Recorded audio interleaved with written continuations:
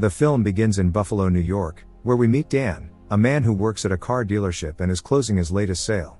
Dan is extremely good at what he does, and once again he has won the Employee of the Month award, so his boss lets him leave early to celebrate his anniversary with his wife.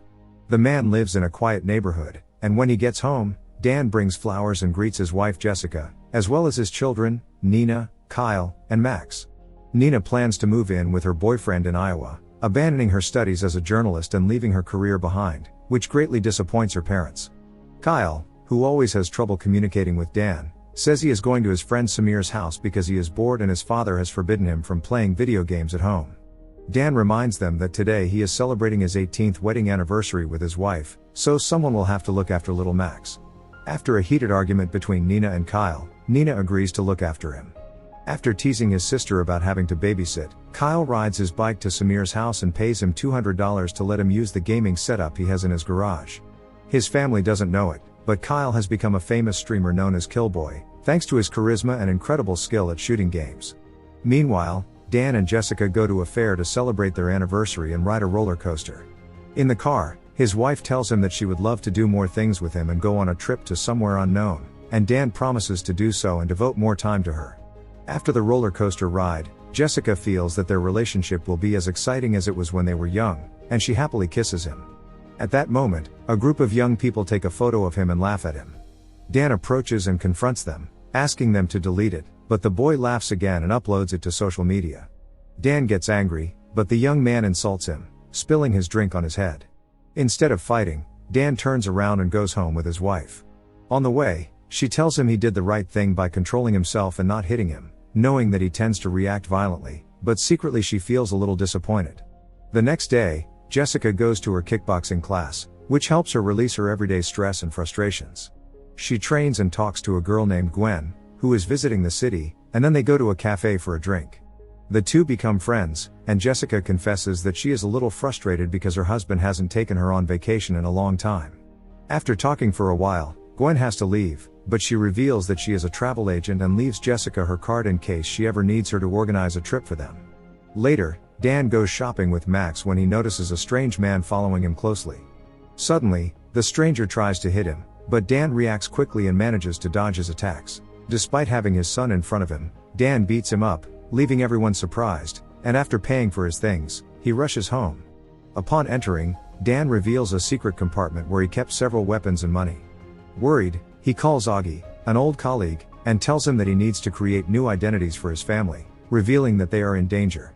Here we learn that Dan was a professional assassin, and for several years he has been on the run from McCaffrey, his main enemy. His family knows nothing about this, and apparently, the photo the boy had taken of them during their anniversary, which he then uploaded to social media, had fallen into the wrong hands, and now several mercenaries are following him. The man leaves the house with Max and heads to the university to look for his daughter. However, when he enters the classroom, a classmate tells him that his daughter Nina stopped studying 3 months ago and spends her afternoons with her friends in the stadium under the stands. Angry, her father goes to look for her and tells her that he is very disappointed in her, but it is not the time to argue, and they quickly get into the car. After this, Dan goes to look for Kyle, also disappointed to discover that he was not in chess class, but playing video games at his friend Samir's house. Finally, Dan goes to Jessica's work and says that he has organized a surprise trip to Las Vegas, and they have to leave immediately. Fearing that their father will reveal to Jessica that they were lying about college and chess lessons, help Dan convince her. As they are about to leave, Dan notices that a black van is following him, so he drives through the city at full speed, trying to evade his pursuers, while hiding all this from his family. Shortly after, Dan realizes he has a tracking device in his car, so he immediately drives to work, lifts the car, and manages to find and remove it. Cleverly, Dan sticks the tracking device on one of the vehicles his coworker was going to test drive and challenges him to drive at full speed on the highway. Fortunately, his pursuers go after his coworker, allowing Dan to drive calmly to Las Vegas. On the road, his family begins to take photos of the trip to upload to social media, but Dan asks for their phones, saying they need to learn to enjoy themselves without technology, and to everyone's surprise, he throws them out the window into the river. Without phones or GPS, the family has to resort to good old-fashioned maps, so they ask for some at the nearest travel agency and also rent a hotel room in Las Vegas for everyone. At the same time, McCaffrey and some of his mercenaries break into Dan's house to search for information about the family. Among other things, the mercenaries discover that Dan's son is the famous streamer Killboy, so they start checking social media for clues. That night, the family arrives at the hotel and Dan goes to pay for the room. In the bathroom, he talks to the mirror, practicing how he will tell Jessica that he is a professional assassin. When he returns to his family, he sees Kyle taking pictures with a girl. Nina tells him that Kyle is famous and that the girl recognized him from his live streams. But when he finds out that she will surely post the photos on the internet, Dan says that there are no rooms available and they have to leave. Back on the road, Dan plays relaxing music to get his family to fall asleep, and when he sees that some bikers are following him, he prepares his silenced gun. He shoots one of them and crashes into the other bikers, managing to get rid of them without his family noticing. After driving all night, Dan finally tries to sleep, but his family wakes up and Dan realizes they are in Iowa. They are only a few miles from the college Nina wanted to attend, so after insisting for a while, she manages to convince the family and they head there to see the facilities. However, the real reason Nina wanted to go to college was to see her boyfriend, who was living in the dorms.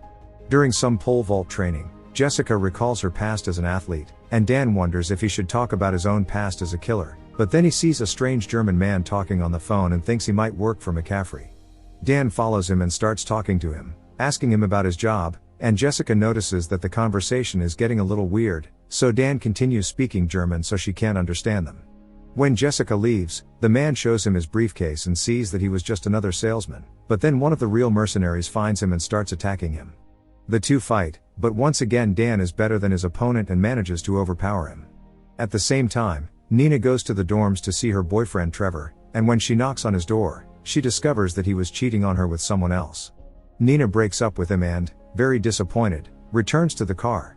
Her father goes to comfort her, but when he sees what happened, he teaches her a martial arts move, which Nina then tries on Trevor to humiliate him, taking a photo of him and returning to the car with renewed spirits. Back on the road, Nina takes the wheel and thanks her father for always being there, promising to go back to school. The family spends the night at a motel in Colorado, and the next morning Dan calls Augie, who is on his way to deliver their new identities and passports. At a restaurant, Dan plans to tell them about his past as a killer and that they must flee the country with new identities, but Kyle sits down at the table and starts talking about his profession as a streamer. Kyle says he's very good at shooting games and could make a lot of money, so he asks Dan to let him play and practice at home. Hearing this, Dan decides to put him to the test and proposes a laser tag battle, saying that if he wins, he can play as much as he wants. Later, the two go to the game room, and after getting equipped, they begin the battle. Thanks to his experience as an assassin, Dan takes the lead, and although his son manages to tie the score, the man ends up winning. This makes Kyle feel a little bad, but his father encourages him and the two end up strengthening their relationship even more. The family continues their journey and finally arrives in Las Vegas, where they rent a luxury suite at the top of a hotel. Later, Dan goes down to the building's bar to meet Augie, who gives him fake passports and plane tickets to Vancouver in exchange for a lot of money. Back in the room, Dan gets ready to go to dinner with Jessica, making sure to take some weapons with him in case anything happens. Before leaving, Dan tells the kids that they cannot leave or open the suite door for anything, and that if they want food, there is plenty in the minibar. The couple leaves the hotel, while being watched by one of McCaffrey's men, and as expected, the kids disobey and go out to explore the city as well. They go to a video game competition, where a Valorant tournament is being held, and stay to talk to several professional players. Meanwhile, Dan and his wife have dinner at the restaurant, but Dan doesn't dare reveal the truth. The two continue the night at the casino, and after a while, Dan decides to call the suite to check on the kids, but he becomes concerned when no one answers the phone. Upon returning, Jessica goes to the boys' room and sees that the beds appear to be occupied, so she thinks they are sleeping and calms down. However, Dan is surprised by two armed men who break into the suite, and after finishing them off, a third appears, bringing Jessica as a hostage. Dan pretends to drop his gun, lowering his enemy's guard, but he grabs a knife and throws it at him, stabbing him in the eye. They search the suite frantically for their children, and when they can't find them, they assume they are at the video game competition in the city. When they arrive, Dan and Jessica find the children, and the five of them escape. Dan finally reveals the truth to them, telling them about his past as a professional assassin, and says that from the moment he left the organization, the leader McCaffrey wants to kill him. His children don't believe him and start laughing, until the mercenaries show up and start shooting at them. They run to hide in the casino, where soon a woman starts attacking them, but Dan manages to take her down easily. Once safe, The man confesses that he was a mercenary for McCaffrey and that in his past he killed 43 people who were supposedly criminals, but when he realized they were using him, Dan fled, which is why they want to kill him. His family is furious, and now Dan realizes why they never traveled and never posted a single photo on social media. The children leave, and Jessica reproaches him for lying to her during their 18-year relationship, asking him to leave. She calls her friend Gwen, the travel agent, to get them tickets to leave town, while Dan sits at the door to make sure no one hurts them. In the morning, Dan tells them that if they leave, he won't be able to protect them and McCaffrey will hurt them, but Jessica and the children don't listen to him and leave in a taxi to the airport, where Gwen is waiting for them with a private jet just for them.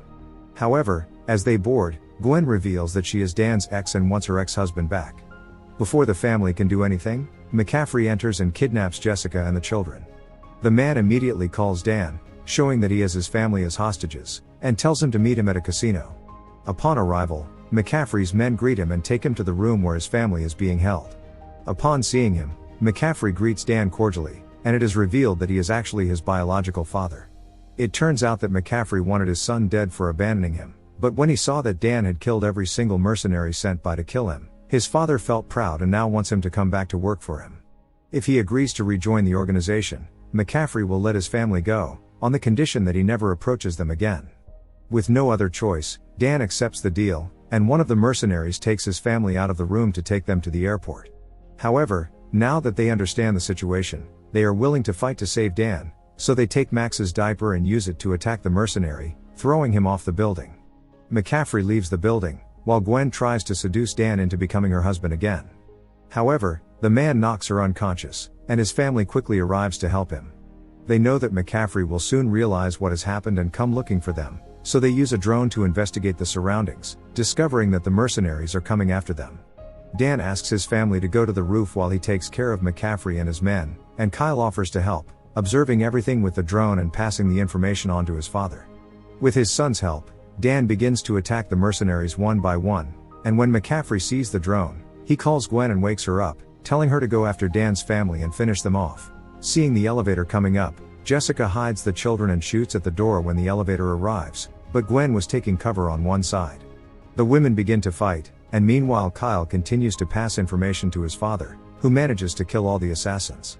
Once again, McCaffrey is proud of his son, but this time he shoots the drone, and shortly after manages to knock Dan down and get him in his sights. The young man reacts quickly and manages to destabilize him, taking his revolver, and the two begin to fight hand to hand. On the roof, Gwen manages to defeat Jessica and throws her to the floor below, but the woman quickly gets up and uses a bamboo stick to try to climb back up, although it breaks and fails miserably. Gwen laughs as she watches her try again, but this time Jessica throws it like a spear and kills her almost instantly. Downstairs, McCaffrey manages to defeat Dan and recovers his revolver, but when he goes to kill him, the boy's family appears from behind, distracting him so that Dan can attack him and finally stop him. In the end, McCaffrey is arrested for all the crimes he committed, and over time, Dan's family fulfills all their dreams. They get the jobs they always wanted, the children finish their studies, and on their vacations they organize trips to the places they always wanted to go, with the only rule being that they can't take their phones.